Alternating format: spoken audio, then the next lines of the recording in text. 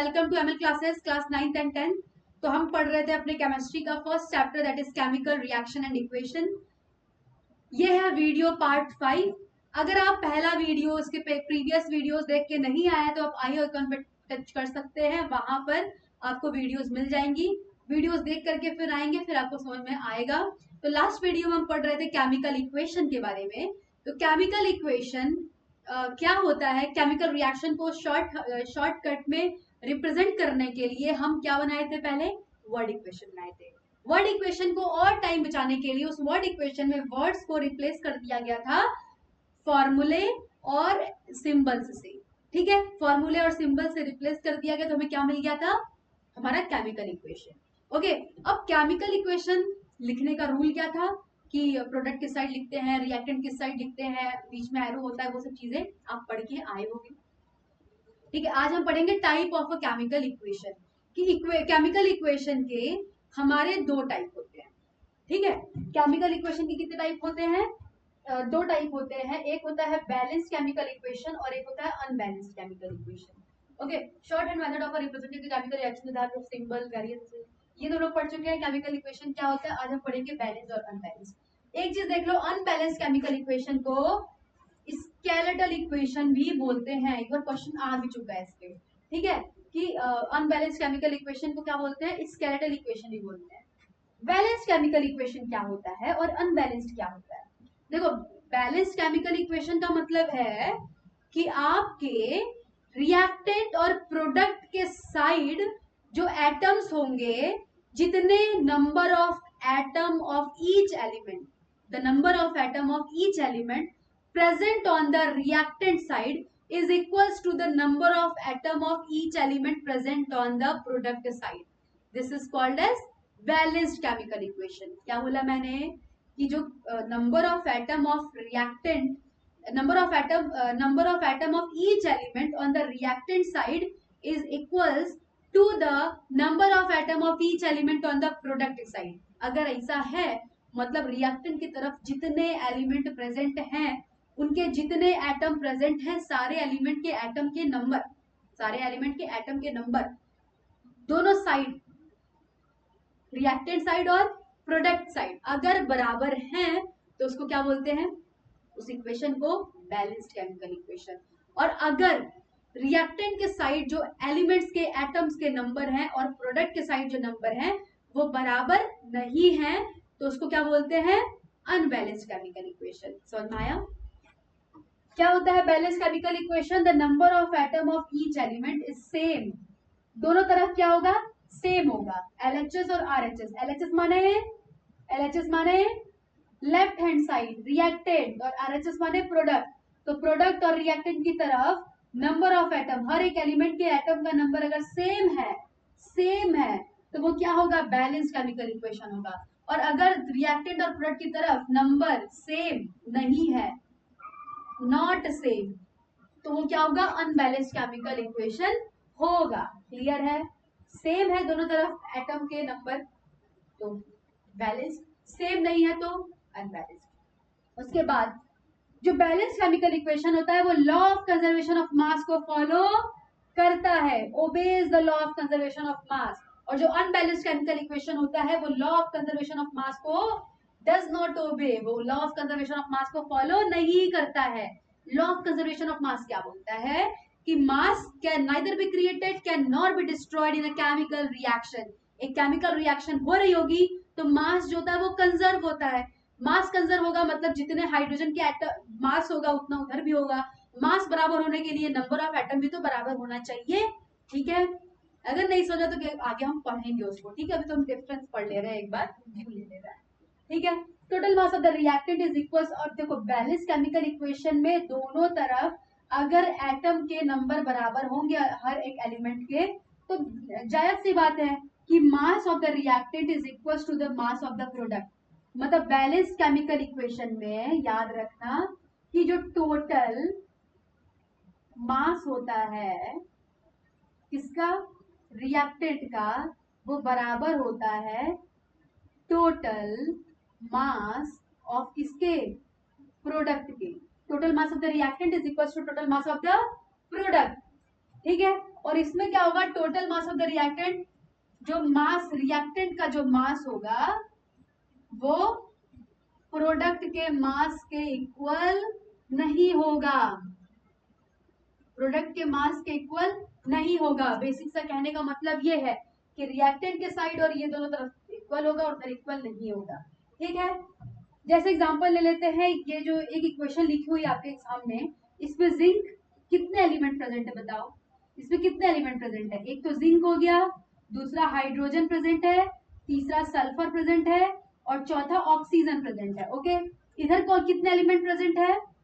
तो देखो यहाँ से देख भी लेते हैं, जो हम पढ़े थे ना कि केमिकल रिएक्शन के दौरान केवल रीअरेंजमेंट होता है, एलिमेंट्स चेंज नहीं हो जाते हैं। तो जो इधर एलिमेंट प्रेजेंट है उधर भी वही होने चाहिए। इधर कौन कौन से प्रेजेंट है? जिंक प्रेजेंट है, सल्फर प्रेजेंट है, ऑक्सीजन प्रेजेंट है और हाइड्रोजन प्रेजेंट है।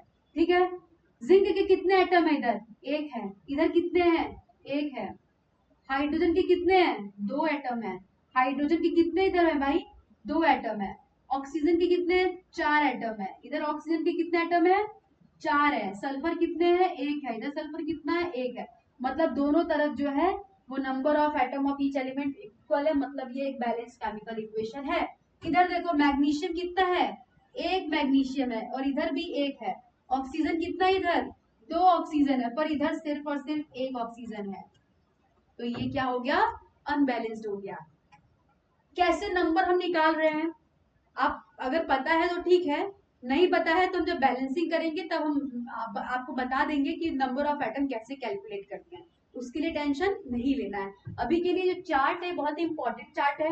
ठीक है, इस चार्ट को आप कॉपी में लिख लीजिएगा। अगर नोट्स चाहिए तो आप टेलीग्राम पे लिंक दी होगी इसमें टेलीग्राम की, उससे आपको मिल जाएगा, तो टेंशन लेने की जरूरत नहीं है। और ये बहुत इंपॉर्टेंट है, या कोई यूटी वगैरह में पूछ सकता है कि डिफरेंस बता दो। ओके, नेक्स्ट है कि rules for writing a chemical equation.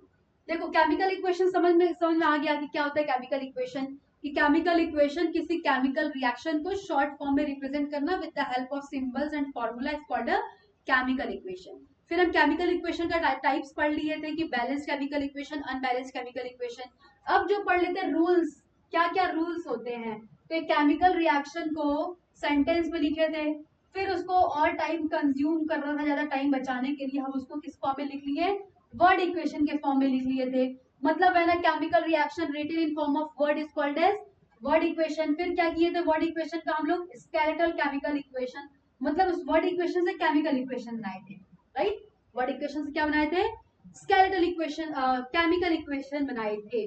अब यहाँ पे हम लोग जब पढ़ लिए हैं कि केमिकल इक्वेशन भी 2 तरह के होते हैं, एक होता है बैलेंस्ड और दूसरा होता है अनबैलेंस्ड। तो पहले जब हम वर्ड इक्वेशन लिखते हैं तो वर्ड इक्वेशन लिखने के बाद हम क्या करते हैं? केमिकल इक्वेशन लिखते हैं with the help of symbols and formula.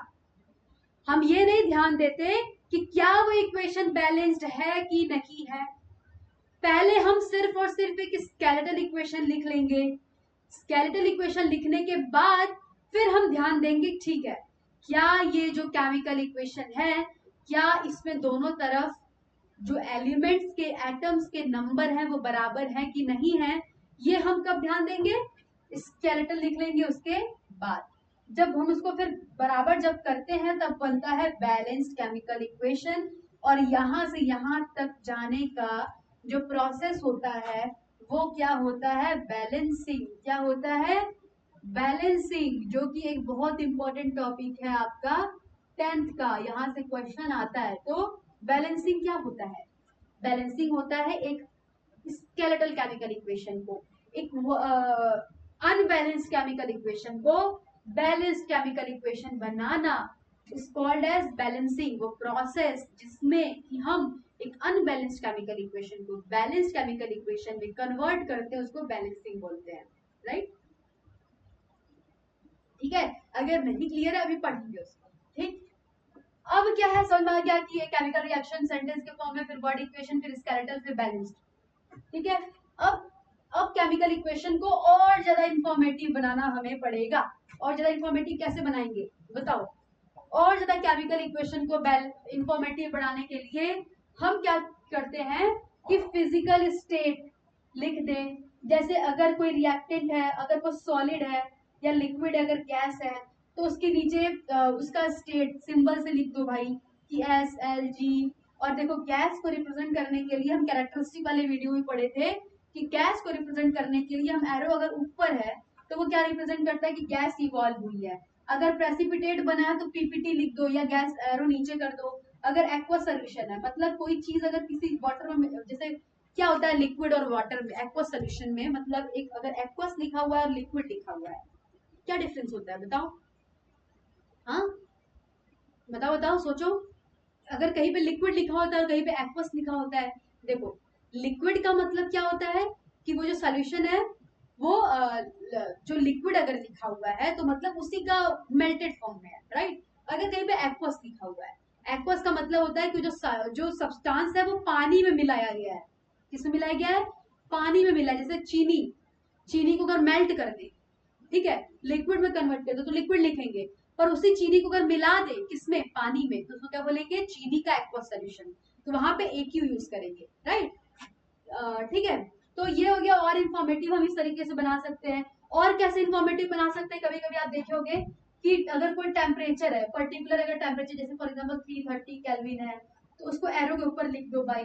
और अगर कोई प्रेशर है कि अगर वो जो रिएक्शन है वो प्रेशर में, उसको प्रेशर प्रोवाइड कर देता जाके, और मतलब एरो के ऊपर भी हम लोग कुछ कुछ चीजें इंफॉर्मेटिव लिख सकते हैं। जैसे आप लिखते होगे फोटोसिंथेसिस में एरो के ऊपर क्या लिखते होगे, अगर वो रिएक्शन सनलाइट में हो रही है तो हम एरो के ऊपर सनलाइट भी लिखते हैं। और इन प्रेजेंस ऑफ क्लोरोफिल हो रही है तो उसको क्लोरोफिल भी लिख देते हैं। इसका क्या मतलब हुआ कि ये सब चीजें क्यों ऐड करते हैं, ये सब चीजें हम ऐड करके उस रिएक्शन को और ज्यादा इंफॉर्मेटिव बनाते हैं, बताते हैं कि ठीक है इतने टेम्परेचर पे इतने प्रेशर पे हो रहा है, ये स्टेट्स है उसका, राइट। तो ये सारी चीजें हैं। अब नेक्स्ट क्या है कि बैलेंसिंग। बैलेंसिंग हम पढ़ेंगे नेक्स्ट वीडियो में। आज के लिए इतना ही। उम्मीद है कि समझ में आया होगा। कोई भी डाउट हो तो आप पूछ सकते हैं। जरा सी भी वीडियो पसंद आई हो तो लाइक शेयर सब्सक्राइब करना ना भूलें, राइट। तब तक के लिए पढ़ते रहिए। Thank you.